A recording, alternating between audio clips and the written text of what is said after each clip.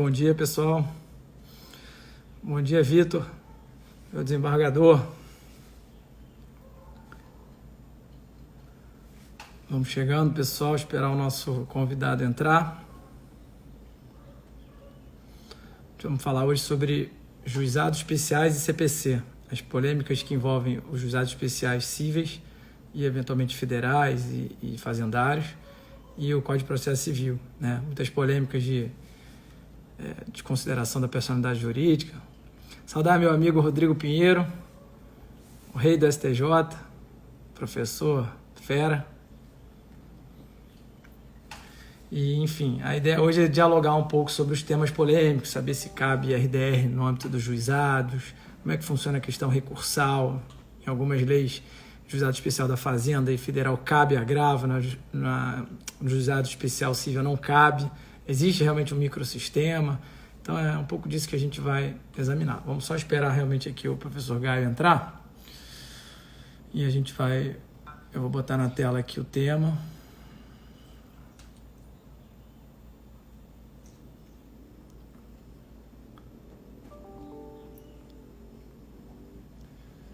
Enquanto isso, eu vou fazer alguns anúncios. Semana que vem, a gente vai ter o professor Luiz Vale. Ele vai falar sobre forma de contagem de votos nos tribunais, né? Divergência quantitativa e qualitativa. Esse é um tema super contemporâneo, tema difícil, e o professor Luiz Vale vai, enfim, nos brindar com essa apresentação. Na outra semana, a gente vai ter o professor Alexandre Freire, que é assessor de ministro no Supremo Tribunal Federal, tem um currículo também invejável, e a gente vai abordar uma temática que ainda é bastante desconhecida, é o livre trânsito do recurso especial e do recurso extraordinário, o redirecionamento desses recursos excepcionais no âmbito das cortes superiores. Tá? Então, depois a gente consegue colocar toda a listagem de... Bom dia, Neitz, bom dia, Lívia. Vamos chegando, pessoal, esperar o professor Gaio aqui que está quase entrando.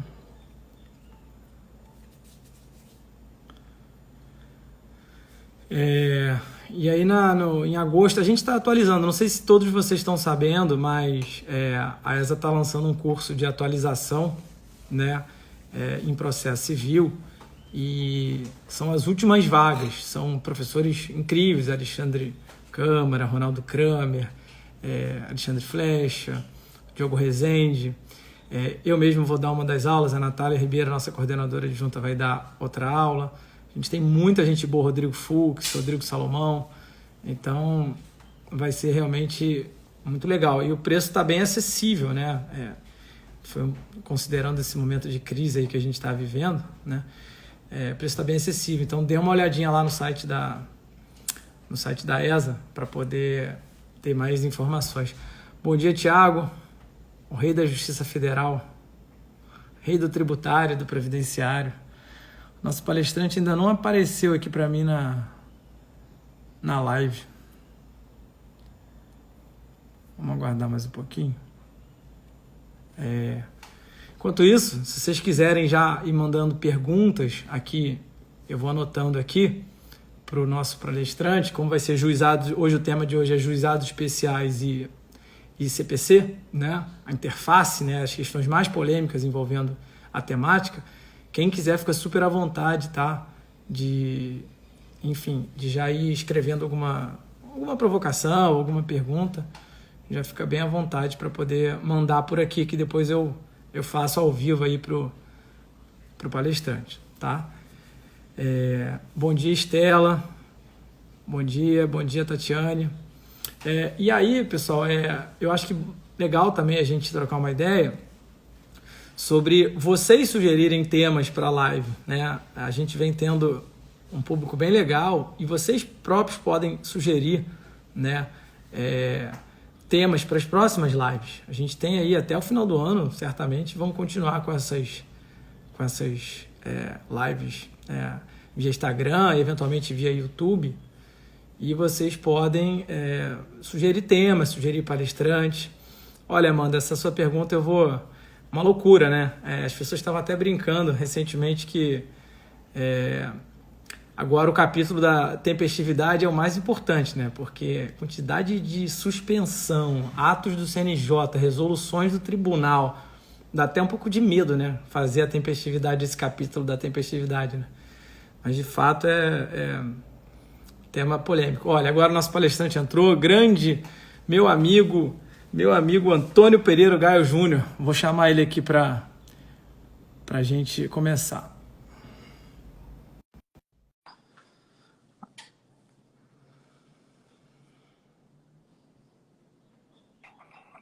Meu querido, Meu como é que vai, amigo meu querido? Mazola, Gaio Júnior.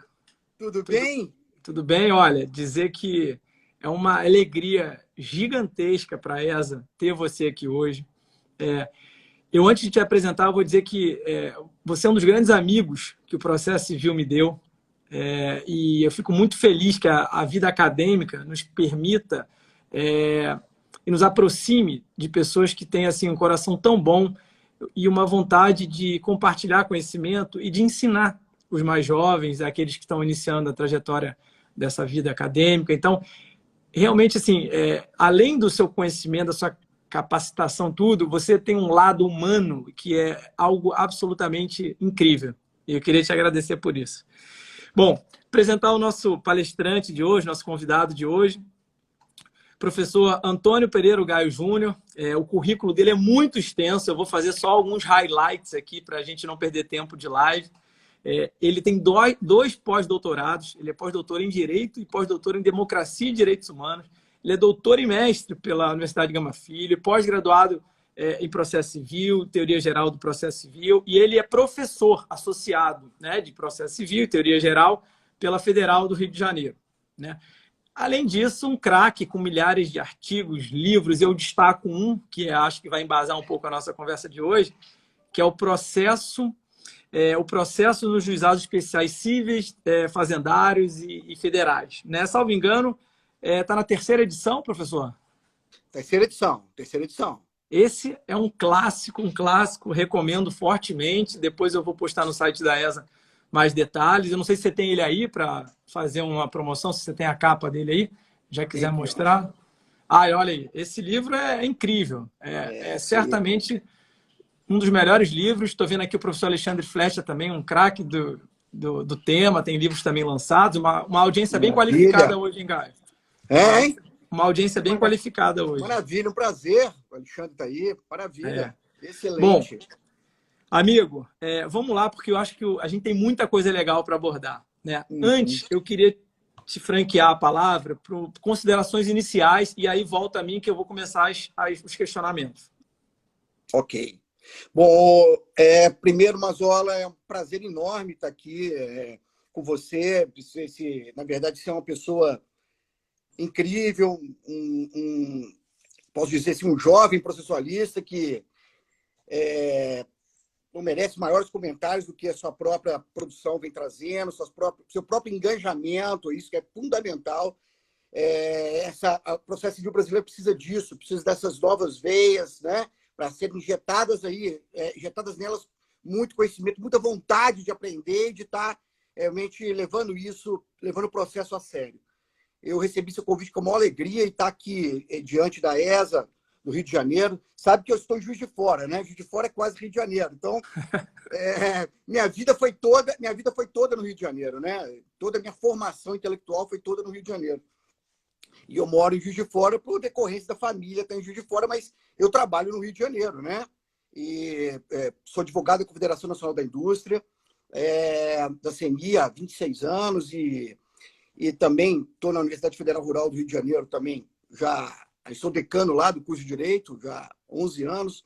Então, receber o seu convite para mim é uma alegria enorme poder dialogar com todos que vão aí nos assistir, melhor ainda. Tá? Eu fico muito feliz de estar realmente aqui podendo dar o contributo, um mínimo de contributo que a gente pode aí conceder a quem tiver interesse.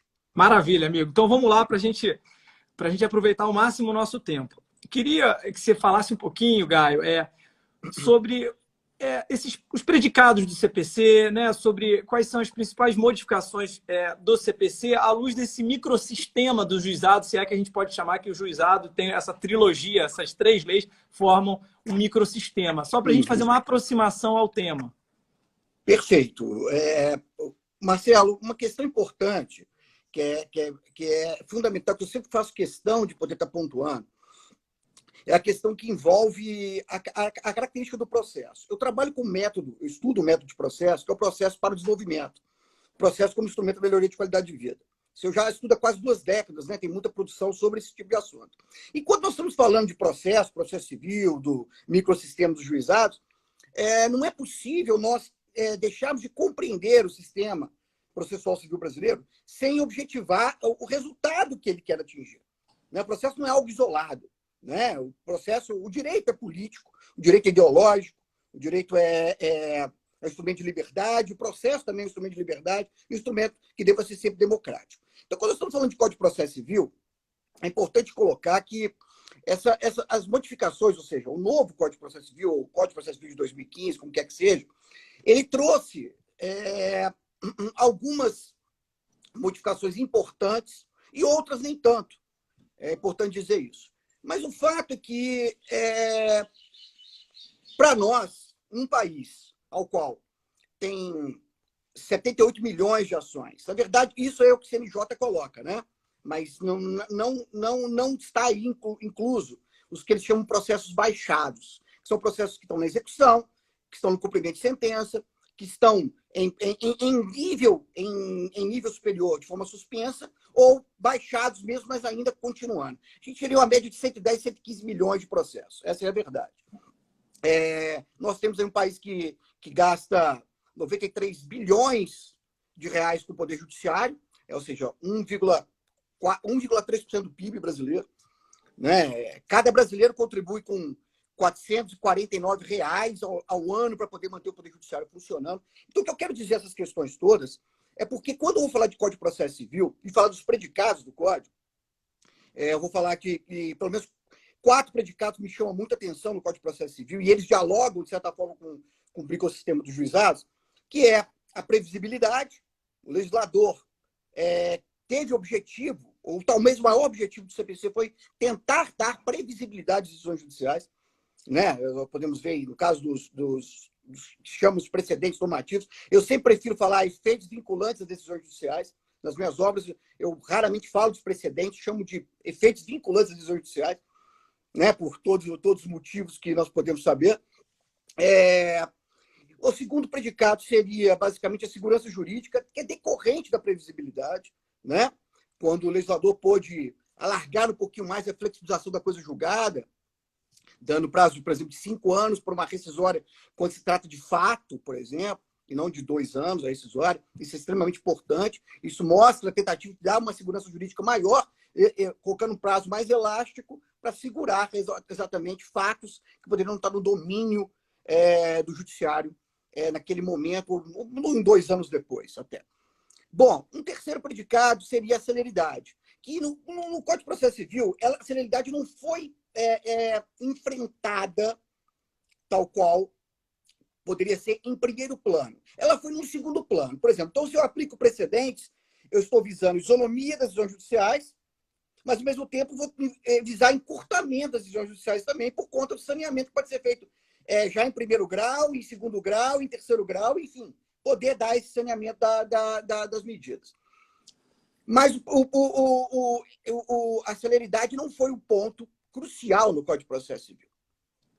Foi subsequente aos institutos que foram colocados. E um quarto ponto seria a efetividade. A efetividade, ela se esbarra sempre para além das normas processuais. Né? Veja bem que eu estou te falando, essa pesquisa do CNJ, por exemplo, do Justiça em Números, que eu acompanho e publico sempre questões sobre ela. A duração média de um processo na Justiça Comum, vou pegar a Justiça Comum Estadual, porque ela detém 80% do acervo dos processos no Brasil. A Justiça Estadual, por exemplo, então, ela tem basicamente um processo ordinário, né? O processo de conhecimento, rito comum, normal, Uhum. a média de duração de um processo é de 7 anos e 11 meses. 7 anos e 11 meses. Loucura, hein? Loucura, né? E você não vai chegar para um cliente seu, que chega no seu escritório e fala, olha, você está disposto a esperar 7 anos e 11 meses da sua demanda? Você não está disposto a esperar. Você nunca vai falar isso, Não, certamente. e isso, né, Gaio, você não está considerando se for contra entes públicos, né? Precatório e tal, e aí você chora, né? Olha, porque aí existe uma outra questão, que aí eu vou chegar aqui agora. Veja só você que isso eu estou falando no processo comum, a cognição e o cumprimento de sentença. Se eu for para a execução extrajudicial, a duração é de 8 anos e 6 meses. Você veja bem. Nós temos de cada 100 processos de execução, 92 não chegam ao seu resultado final. Então, observe bem que essa questão da efetividade, ela tem uma implicação muito grande quando nós estamos dando esse dado. Por quê? Porque o SNJ não avalia se o processo, ao final, teve satisfeito a sua decisão. Ela analisa o tempo do processo. Seja ele em tempo morto, né? Seja nos HDs parados ou nas prateleiras paradas, se for físico o processo, mas não dá análise efetiva do cumprimento real do direito. Então, quer dizer, é 7 anos e 11 meses no processo de conhecimento, mas sem ter a certeza de que a demanda foi satisfeita. E aí, nesse sentido, é que nós chamamos a atenção para a efetividade. A efetividade no sentido do cumprimento efetivo do bem da vida. Foi entregue o bem da vida? Foi entregue a obrigação de fazer, não fazer, entregar, pagar quantia? Isso foi feito? Foi realizado? E de que forma foi realizado? Nós não temos essa pesquisa. Até porque é uma pesquisa extremamente difícil de fazer, é uma pesquisa empírica e que você teria que, em cada um daqueles que foram demandados ou demandaram. Então, esses 4 predicados, previsibilidade, segurança jurídica, celeridade e efetividade, eles devem caminhar juntos, mas não estão na mesma proporção de intensidade no Código de Processo Civil. E isso tem um conjunto de variantes enormes e que, nos juizados especiais, para você ter uma ideia, o tempo de duração de um processo nos juizados especiais é de 3 anos e 7 meses. E a execução extrajudicial, 1 ano e 6 meses. Só que por que a execução extrajudicial dura 1 ano e 6 meses? Essa é a média. Porque, ao final e ao cabo, se você não encontrar bens do executado, o processo extingue. Então, 1 ano e 6 meses, evidentemente, vai ter isso, porque boa parte dos processos você não encontra patrimônio. E aí a grande questão que envolve a crise da efetividade do processo no Brasil. Porque o problema do Brasil, ou das normas processuais brasileiras, não é, em tese, a própria norma em si. A grande questão da satisfação do direito no processo civil brasileiro advém da má garantia. Hoje, o executado, hoje o devedor, você abre e fecha uma empresa em 8 dias, você transfere, você não adquire patrimônio imóvel, somente imóvel semovente, e aí você dificulta o percalço no patrimonial do devedor.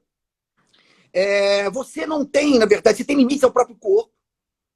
Sim. Ao que o sistema norte-americano, do Comp of Court, mesmo do sistema alemão, isso não possui. Mas você veja só que há um limite. Eu sempre digo aos meus alunos que o direito não resolve tudo. Não queira achar que tudo vai ser resolvido. Nós temos limites.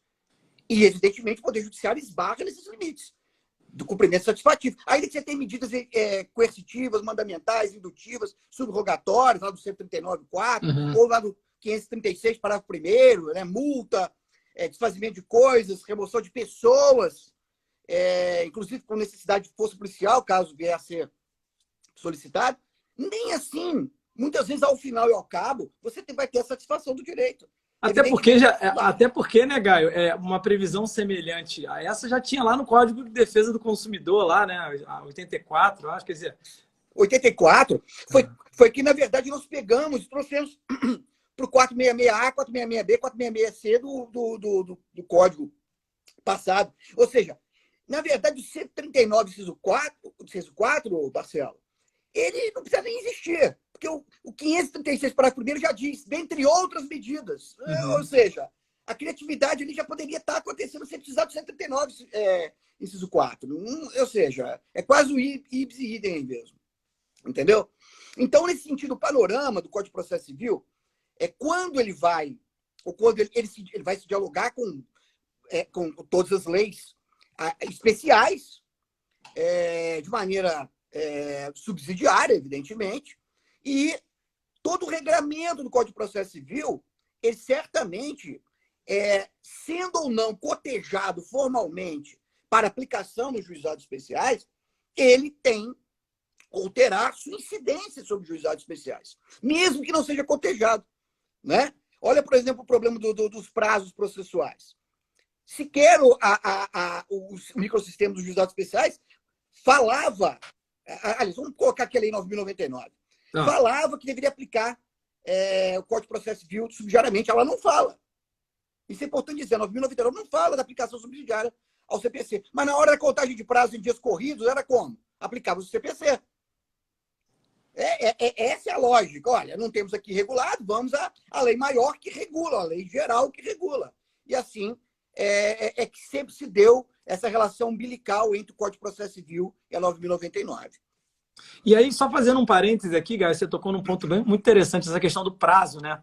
Que depois veio a lei de 2018 para sacramentar que deve ser contado em dias úteis, né? Lá no juizado. Isso. Porque no início dessa discussão, muita gente falando assim, que no microsistema dos juizados, um dos princípios é a celeridade, né? E aí, como é que era esse aparente choque entre alargar o prazo de uma lei que não falava nada e um subprincípio desse microsistema que é justamente a celeridade? Tua pergunta é extremamente interessante, é exatamente esse sentido. O interessante é que nós temos, basicamente, uma ideia, o brasileiro tem uma ideia que nós chamamos de prova social. Prova social, ou seja, todo mundo fala daquele assunto, mas você tem que ter um fato para comprovar que aquilo que você está falando realmente, empiricamente, existe. Nós temos, intuitivamente, a ideia de que, se corre em dias úteis, o processo ficará mais longo. Mas nós não temos comprovação disso. Não temos sequer pesquisa sobre isso.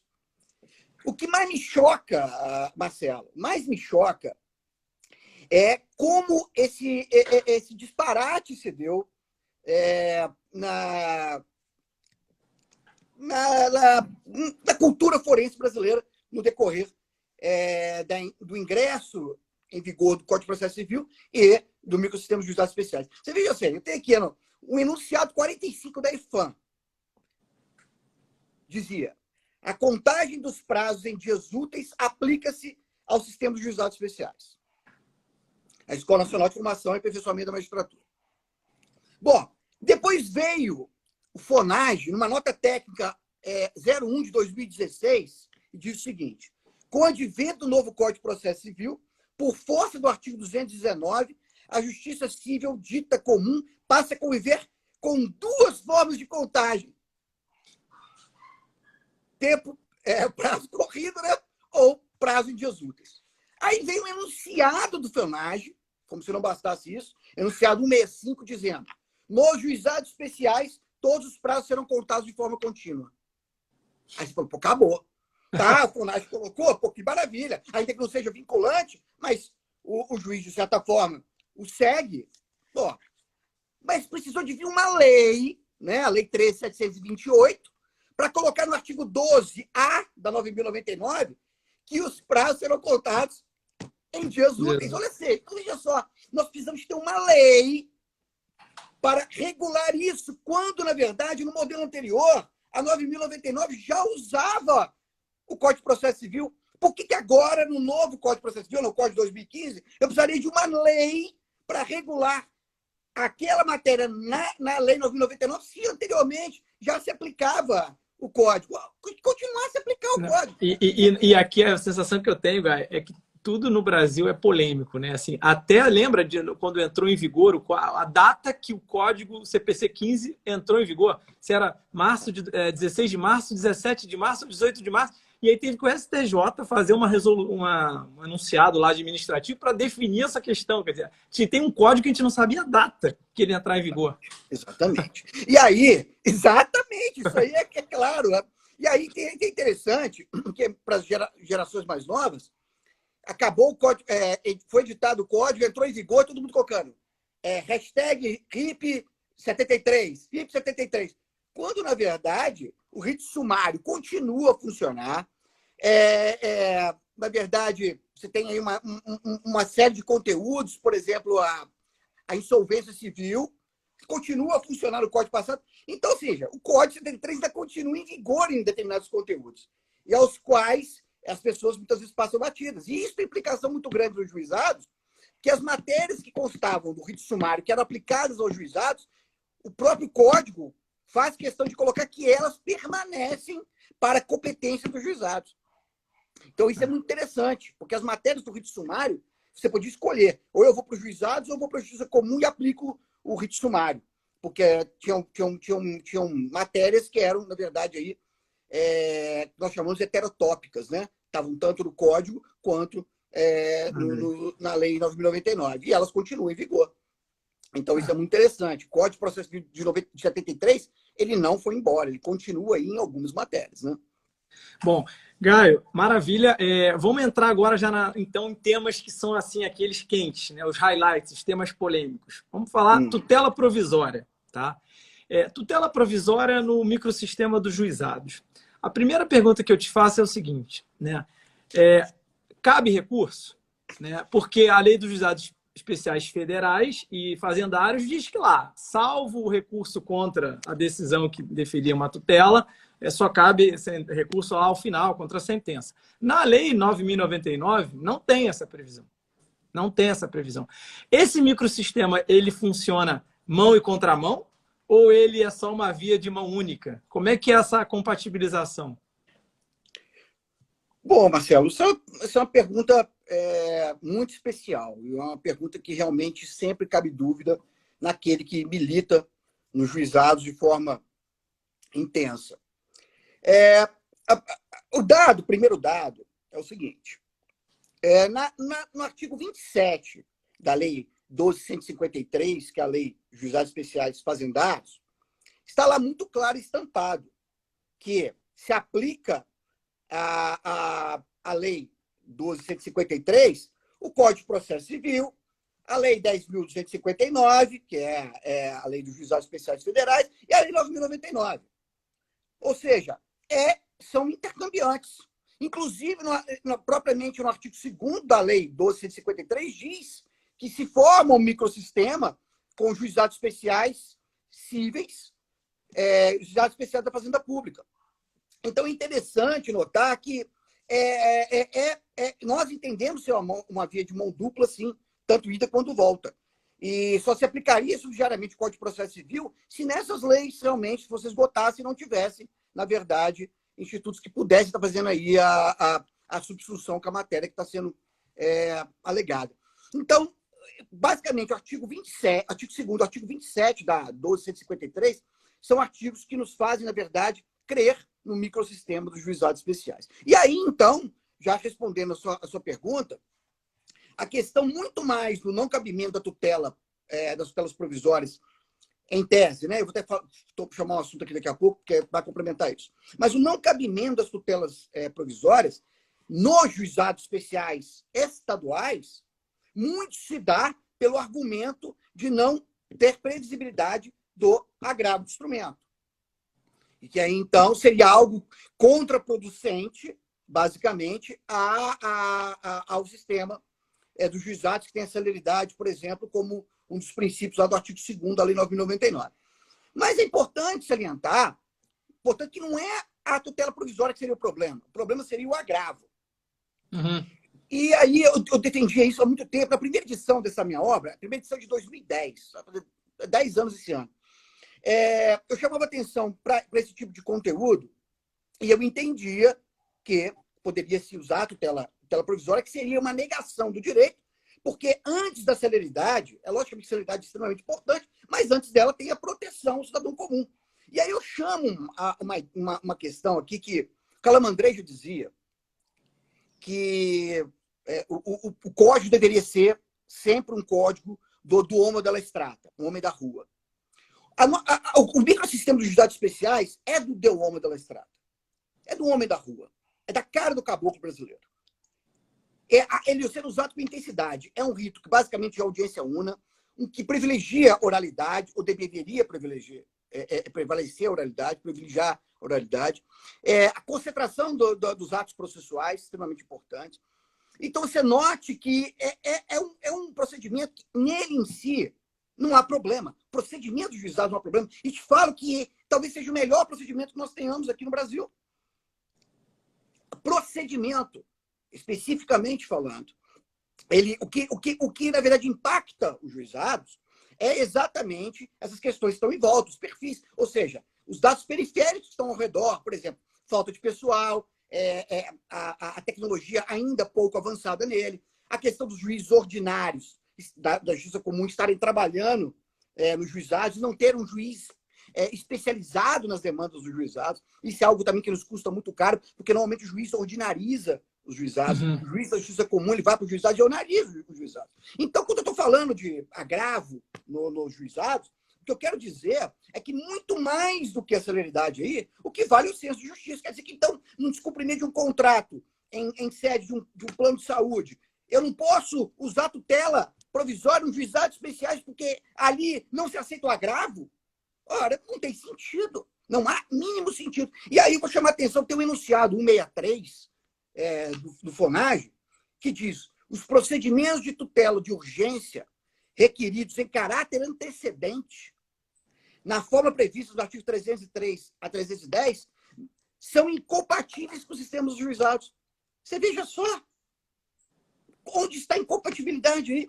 E ainda reforço, se o problema é a estabilização da tutela, juizado sequer cabe ação rescisória. Então, mais em sintonia estaria.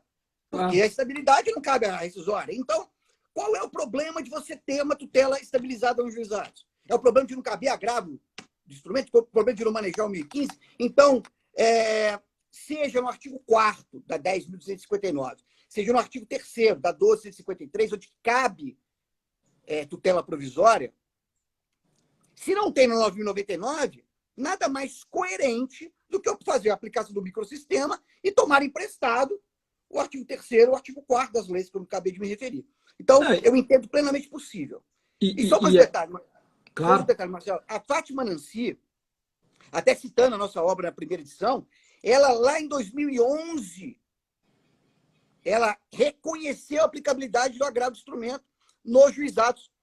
E veja só que o Supremo reconhece agravo em sede de recurso extraordinário advindo do juizado. Quer dizer, olha só, então não tem coerência, não há coerência. Não, e eu estou totalmente de acordo. Eu só ia complementar que, além da própria previsão das leis do Juizado Federal e de Fazendário prevendo o agravo, que faria todo sentido ter uma harmonia, né, uma unidade do microsistema, se a gente pega o próprio CPC, que se aplica supletivamente, subsidiariamente, tem lá no 318, parágrafo único, diz que o procedimento comum aplica-se subsidiariamente aos demais procedimentos especiais. Ainda tem um outro dispositivo que faz aí um tripé para poder sustentar a sua posição. Então, eu acho que realmente esse é um tema bastante sensível, que precisa de uma releitura, né, ou uma alteração legislativa que for, para poder permitir o agravo diretamente no juizado especial civil.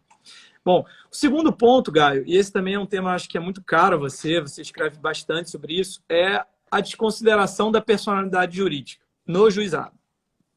Você gostou que o legislador foi expresso lá na parte final do CPC dizer que cabe a desconsideração no juizado para evitar uma possível polêmica?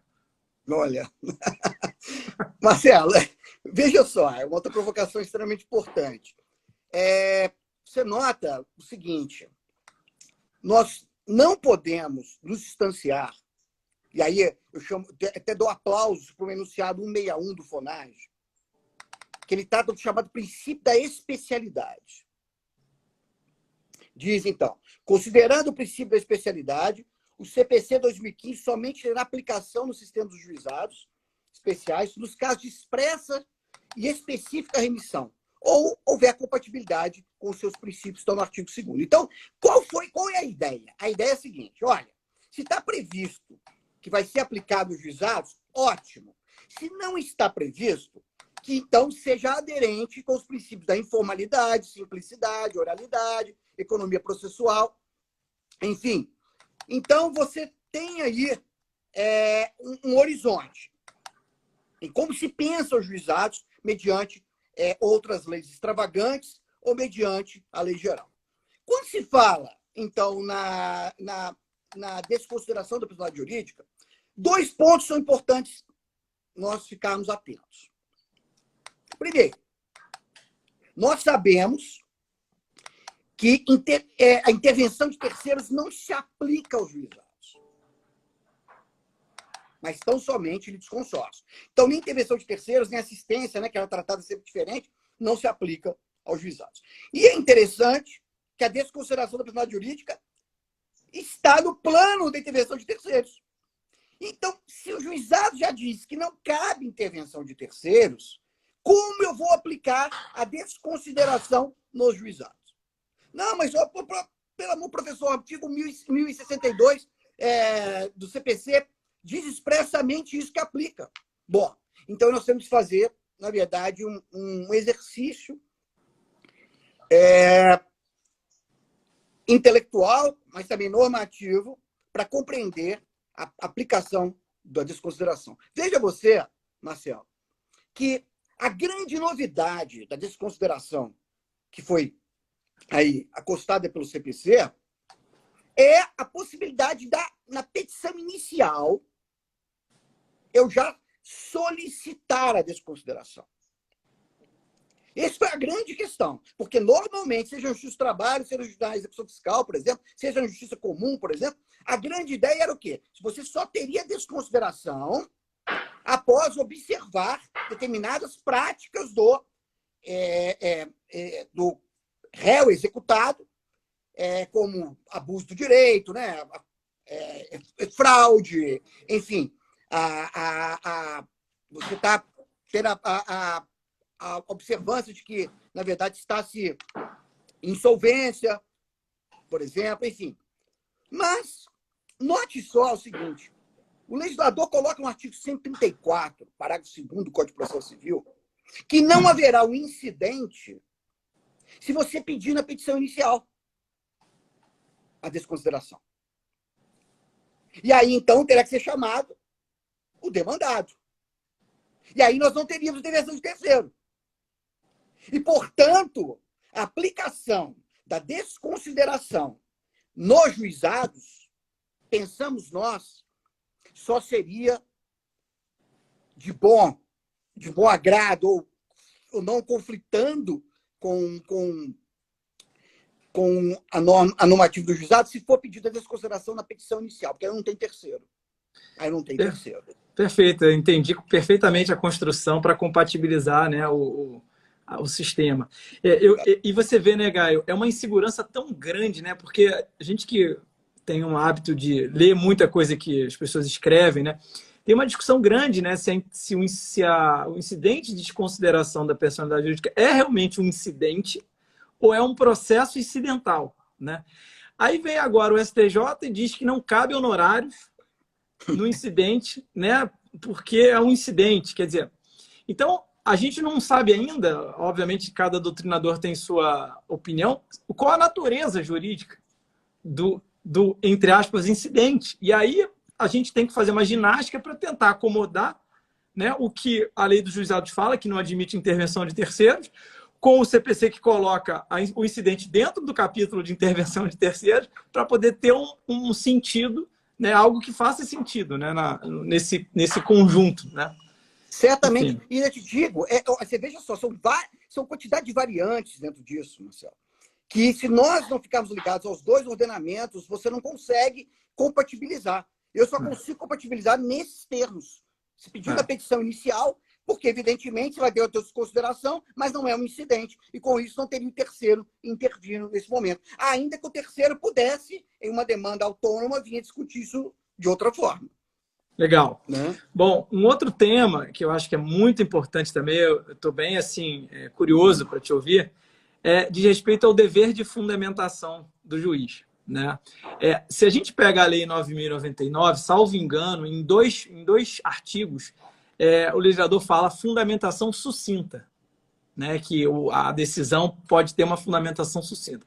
Aí a gente pega o CPC, né? Dentre vários artigos, o 11, o 489, parágrafo 1º, vamos pegar o inciso 4º, que diz que o julgador tem que examinar todos os argumentos capazes de infirmar a decisão, né? Recorrida, né? Como é que funciona, como é que funcionaria, na sua visão, essa fundamentação sucinta do microsistema do juizado versus esse dever de fundamentação aparentemente mais denso que o CPC quis impingir, quis estabelecer? Bom, Marcelo, isso é uma outra questão realmente extremamente complexa.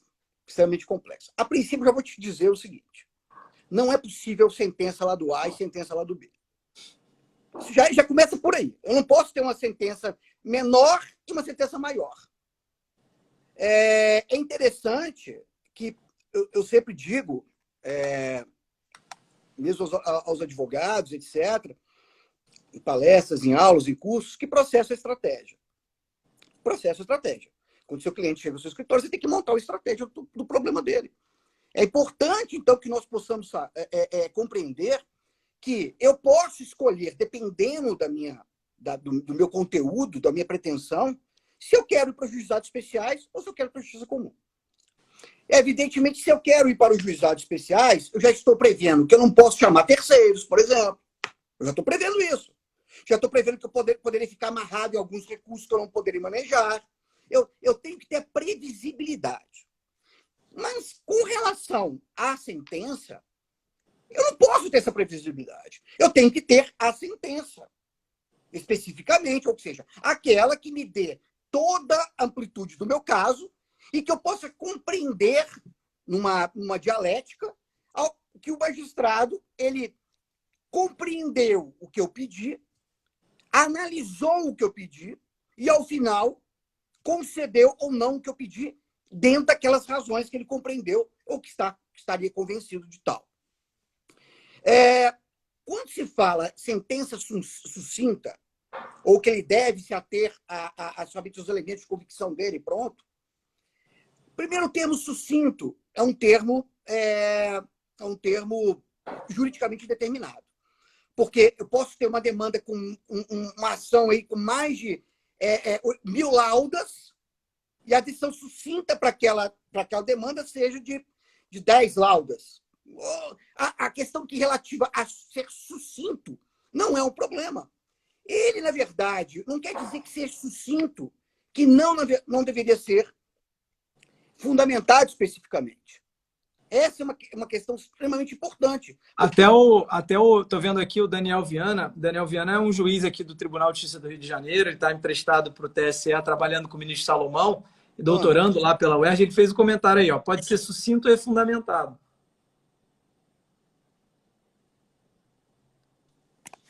Oi. Tá, tu vendo?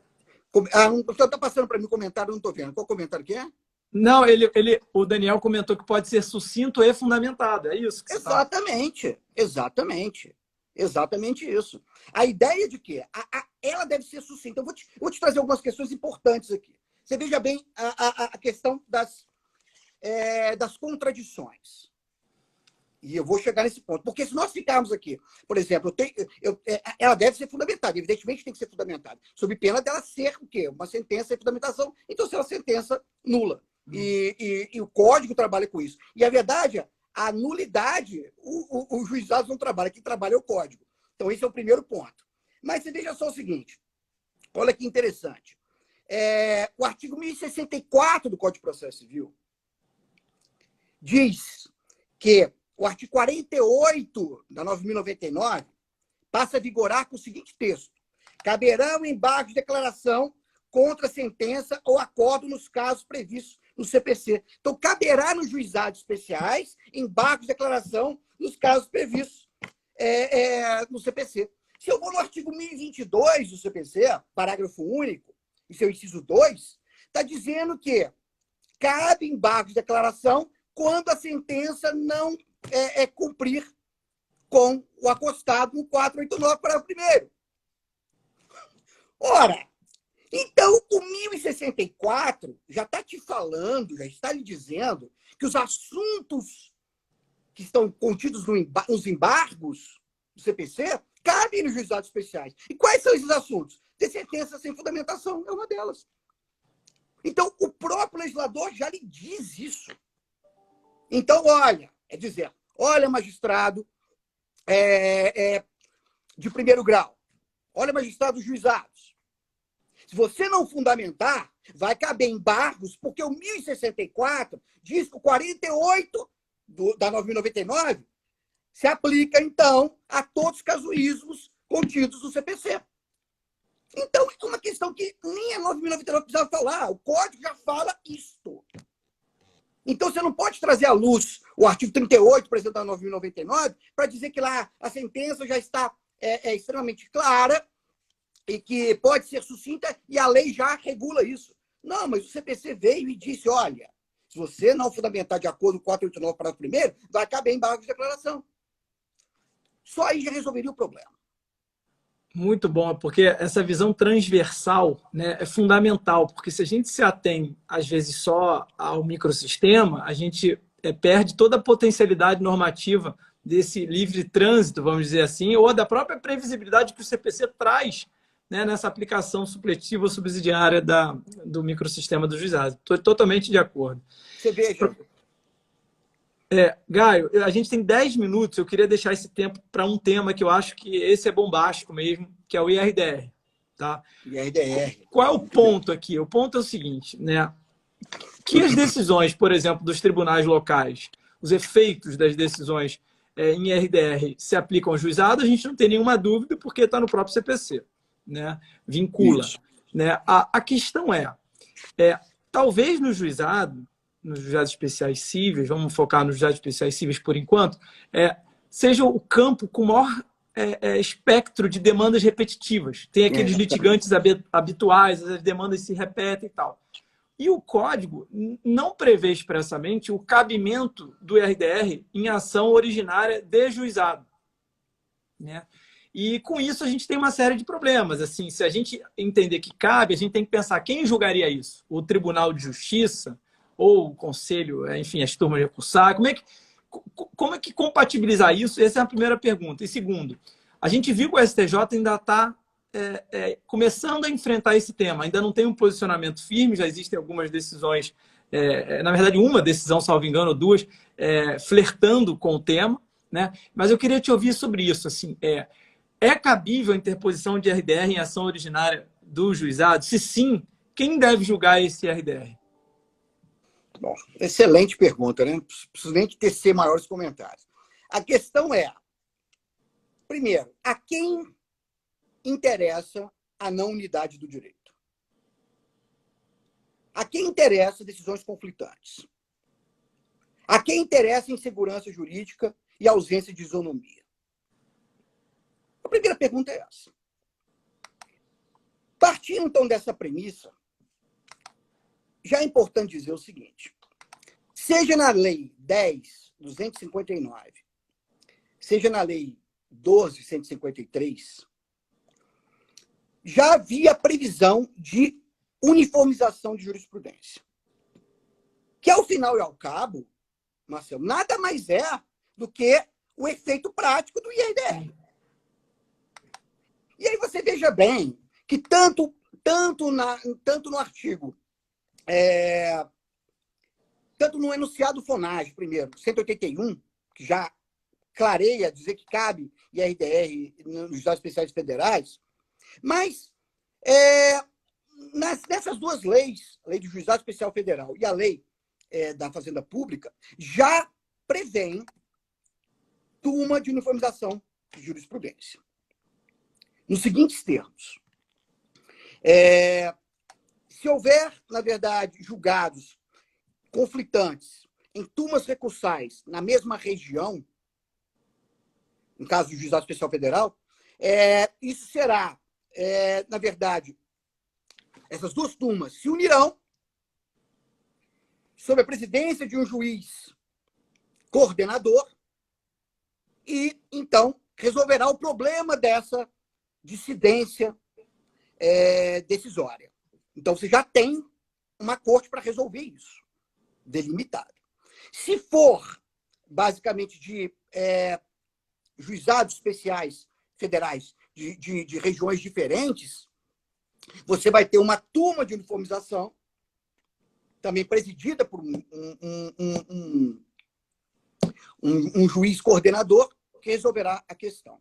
No caso dos juizados especiais da Fazenda Pública, o mesmo modelo, com exceção de que, quando for julgados de turmas recursais, por exemplo, de comarcas diferentes, ou de estados diferentes, vamos dizer assim, melhor colocar, você sabe que quem julgará esse problema é o STJ. Então, você já tem uma questão resolvida nesse sentido. Então, é importante, por exemplo, que se o magistrado detecta demandas repetitivas que poderão se colidir, ele pode gerar essa provocação. E você tem turmas de uniformização para resolver esse problema. Isso é um ponto importante. Já é regulado isso. A grande questão era no 9.099, que você não teria esse modelo. Aí você dizia, então, Gaio, vamos aplicar o microsistema. Só para aplicar esse microsistema, você teria que ter estabelecido as turmas de uniformização. E que nos juizados especiais estaduais, em regra, normalmente não tem. Então, o Tribunal de São Paulo, TJ de São Paulo, o TJ de Minas, por exemplo, já criaram turmas de uniformização de jurisprudência dos juizados, que tem competência para, então, proferir acórdons em RDR, em demandas que envolvem juizados especiais. Tem exemplos claros disso, por exemplo. O Juizado Especial de São Paulo, por exemplo, fixou um tema em RDR com relação a consórcios facultativos ativos na Fazenda Pública. Por exemplo, demandas de até Fazenda Pública, os juizados especiais demandam de até 600 salários mínimos. E aí, então, 2 litisconsortes facultativos, ativos, ingressam com a demanda. Você leva em consideração que cada um tem direito a 60, ou é a demanda toda que tem que ser 60? Isso era na verdade, nós estamos num momento pandêmico, isso era uma pandemia processual. É uma complexidade. E aí entendeu-se que, aí a tese já pelo TJ de São Paulo, de que não, o valor tem que ser repartido entre os litisconsortes. Mas isso originou de uma provocação em RDR. Então, é importante notar o seguinte, nós temos instrumentos. É possível IRDR em sede de juizados especiais. A grande questão é, se o IRDR dos juizados colidir com um precedente do TJ, ou do STJ, ou do STF, vai caber a reclamação nesse sentido. O 988 é bem claro com relação a isso. Agora, a grande questão é tentar criar formas de você poder não ou evitar que haja agressão à unidade do direito. Então, é possível. Eu tenho um artigo meu sobre esse assunto. Muito bom. No meu livro eu já trato. Nesse meu livro já trato. Tem um assunto meu no Conjur também, que eu publiquei sobre esse assunto. Exatamente nesse sentido. No sentido de que as leis do microsistema já previam a uniformização. E o IRDR nada mais é do que? É de que você dá uma pacificação à matéria e essa pacificação, todo mundo ser, na verdade, ter absorvida ela de forma qualitativa na sua demanda. Ninguém quer jogar como loteria nesse sentido e você deixar de ter flexibilidade. Ninguém aguenta mais, né, Gaio, viver num estado de jurisprudência, né? De instabilidade decisória, dispersão jurisprudencial, né? E se os mecanismos estão aí, foram criados para isso, você reduzir a potencialidade, subvalorizar a ferramenta, né? Num estado, enfim, democrático de direito, numa quadra do processo civil contemporâneo, onde se prega lá a estabilidade, integridade e coerência. Exatamente. Justamente no juizado especial civil, você restringir isso por questões, às vezes, vamos dizer assim, não formais, mas questões de adaptação, né? Me parece realmente pobre, né? Assim, Muito. é. Na verdade, isso é muito preocupante. Muito preocupante, porque os juizados especiais, ele sempre foi visto no Brasil como algo, como uma retórica, não, um patinho feio. Juizados especiais, ninguém estuda ele na faculdade. Eu, por exemplo, na Federal, estou dando essa disciplina em optativa. E você veja só que é algo que é a primeira porta onde o advogado recém-formado vai advogar. Geralmente é a primeira porta. E ali você tem especialidade. Os juizados requerem especialidade.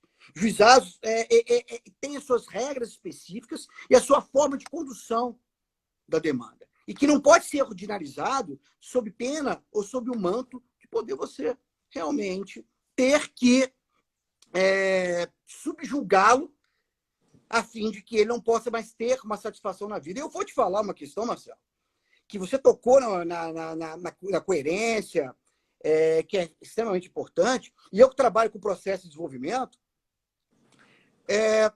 a quantidade de custos de transação no Brasil, ao qual as empresas evitam de investimento no Brasil, por conta da grande dificuldade dessa pulverização normativa e jurisprudencial no Brasil. Acabou de sair o Latino Barômetro agora, que mede o cumprimento de decisões judiciais na América Latina. O Brasil ficou em antepenúltima colocação. Somente na frente de Paraguai, Bolívia e Peru. Ou seja, o não cumprimento das decisões judiciais, ou seja, o não cumprimento normativo, isso nos traz prejuízo. O custo de transação é muito grande no país. Você veja só que eu tive que dar um parecer há um tempo atrás na CNI sobre uma grande companhia de automobilística que ela queria investir em abertura de mais uma montadora no Brasil e ela queria saber aonde ela deveria montar o seu novo empreendimento. Aí eu, mas isso não é comigo, isso é com um advogado tributarista. Não, é com o senhor sim, doutor, porque nós queremos saber qual estado que julga mais aderentemente ao nosso negócio. Então, você veja só, a quem interessa isso? A quem interessa que eu tenha decisões em determinado ambiente favorável a um conteúdo? Então, evidentemente... Gaio, você tem uma pergunta aqui muito interessante da minha colega Patrícia Shima. Você tem 1 minuto para responder ela, para depois eu te deixar calmo para as considerações finais. Que medida caberia contra o acórdão de turma recursal que viole, né, um precedente ou um padrão decisório firmado em repetitivo pelo STJ? Como é que é? Qual seria a medida cabível contra o acórdão de uma turma recursal que fosse em sentido contrário a um repetitivo do STJ? Bom, muito bem. Ótima pergunta. Repetitivo, quer dizer, se a decisão do do juizado está em confronto com um repetitivo é um precedente. E, evidentemente, que o STJ já reconheceu que ele aceitaria, não estou nem aqui com o provimento número 09, que ele reconhece e ele recebe reclamações decorrentes propriamente das decisões contrárias aos precedentes. Então, é possível manejar reclamação em face de decisões contrárias aos precedentes do STJ. Maravilha. Amigo, você tem 1 minuto para considerações finais. Tá. Eu só vou responder aqui, tem alguém que perguntou aqui qual a edição da minha obra. Está no último ano, é 2019, desse ano passado. E tudo que a gente falou aqui está contido na obra, só para deixar claro. Bom, Marcelo, eu quero te agradecer essa oportunidade, essa nossa conversa aqui. Ficaríamos aqui 2, 3, 4 horas, tem tanta coisa para falar, muita coisa para falar. Quantidade de assuntos aqui que eu poderia pontuar aqui com você nessa relação entre ambos os conteúdos normativos que envolvem esse assunto, mas é dizer que, evidentemente, nós temos que tratar os juizados da forma como ele deveria ser tratado. Ou seja, é um procedimento qualificado, que exige profissionais qualificados para a prática de atos que vão envolver satisfação de direito. Né? Que eu vendo, eu já dizia, processo acabando? 5 segundos. Então, Obrigado. ficamos aqui. Foi ótimo. Compre o Grande livro do abraço, Guy. querido.